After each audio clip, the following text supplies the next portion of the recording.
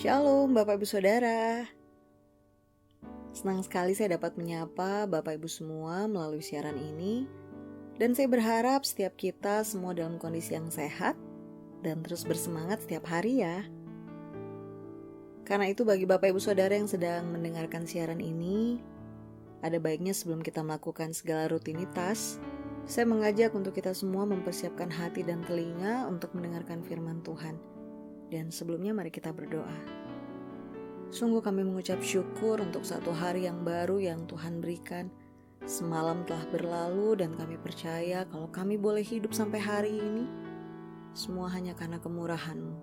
Sebab itu ajarkan kami sebelum melakukan segala sesuatu untuk mendengarkan kebenaran firman-Mu terlebih dahulu.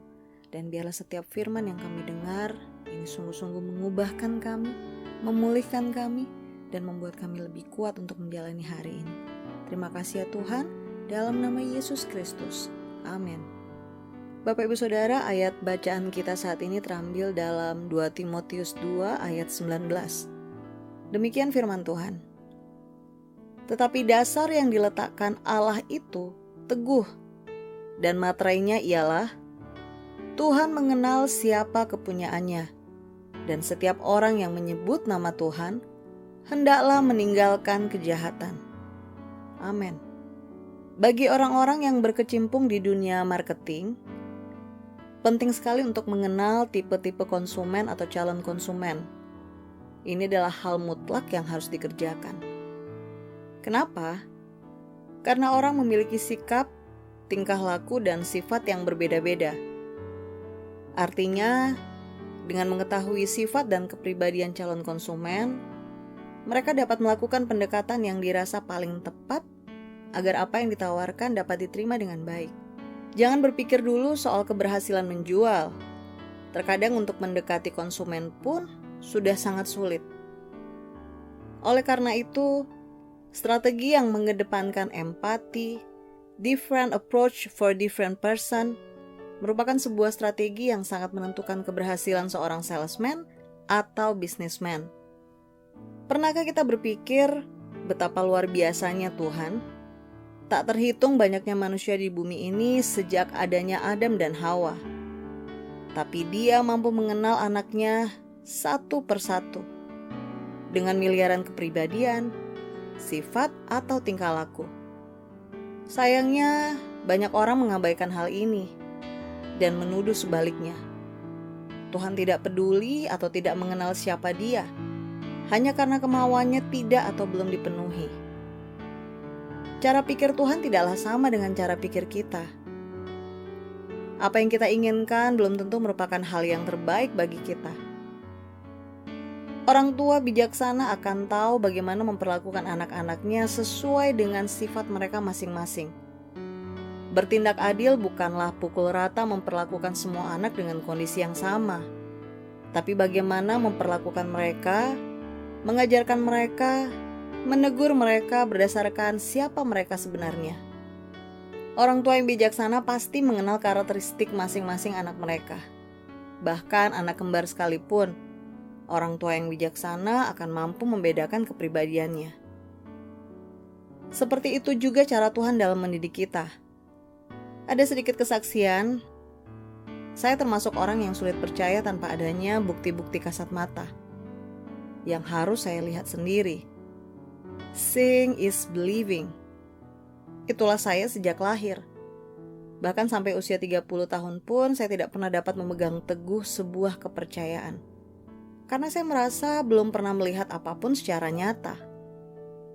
Sebenarnya Tuhan tidak perlu repot-repot meyakinkan saya untuk mengenal siapa Yesus. Siapakah saya? Orang paling hebat? Tidak. Orang paling pintar? Tidak. Orang paling kaya? Tidak. Orang paling bijaksana? Juga tidak. Masih banyak yang lebih daripada saya di dunia ini. Tidak ada apapun yang bisa saya banggakan untuk repot-repot dipilih Tuhan. Tapi, yes, Dia tetap peduli. He really care. Tuhan tahu karakter saya dan Dia datang pada saya, menunjukkan siapa Dia sebenarnya sesuai dengan sifat saya. Hal-hal yang tadinya supranatural, yang menurut saya cuma karangan orang, atau katakanlah propaganda, sekarang terjadi dengan nyata di depan mata saya sendiri. Ada banyak hal-hal pada saat itu, bahkan sebelum saya lahir, yang saya alami terlebih dahulu sebelum akhirnya saya temukan ayatnya di Alkitab. Tuhan secara langsung menuntun saya untuk menerima Yesus sebagai juru selamat saya, sesuai dengan karakteristik saya. Bayangkan, kenapa Tuhan harus repot-repot seperti itu? Sederhana, semua karena anugerahnya. Tuhan begitu mengasihi setiap kita, saudara dan saya. Dan ya, Dia sangat mengenal kita secara pribadi. Dia tahu apa yang kita butuhkan. Dengan semua itu, masih adakah alasan untuk tidak bersyukur dan tidak memberikan yang terbaik dalam hidup ini bagi kemuliaan Tuhan?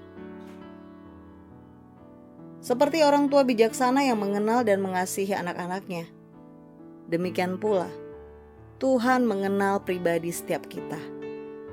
Amin. Saya berharap kiranya renungan pagi ini bisa menjadi berkat bagi Bapak Ibu Saudara semua yang mendengar, dan biarlah ini juga menjadi kekuatan bagi kita untuk menjalani hari ini. Dan sebelum kita melakukan segala aktivitas, mari sekali lagi saya ajak kita semua untuk sepakat sehati kita berdoa. Kami mengucap syukur untuk kebenaran firman-Mu yang baru saja kami dengar. Terima kasih untuk kebaikan Tuhan, sebab Engkau mengenal kami lebih dari orang lain.